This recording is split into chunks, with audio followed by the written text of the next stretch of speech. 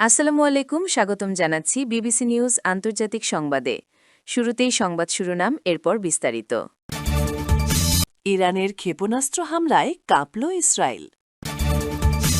ইরানের ক্ষেপণাস্ত্র হামলায় কাঁপল ইসরায়েল।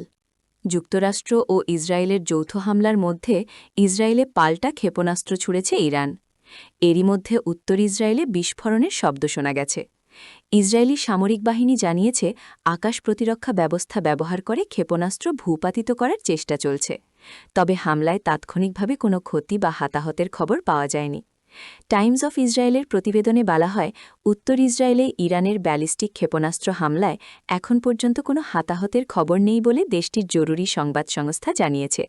প্রতিবেদনে বলা হয়, ইরান থেকে কমপক্ষে 2টি ক্ষেপণাস্ত্র নিক্ষেপ করা হয়েছে, যার মধ্যে একটি খোলা জায়গায় আঘাত হেনেছে বলে জানা গেছে।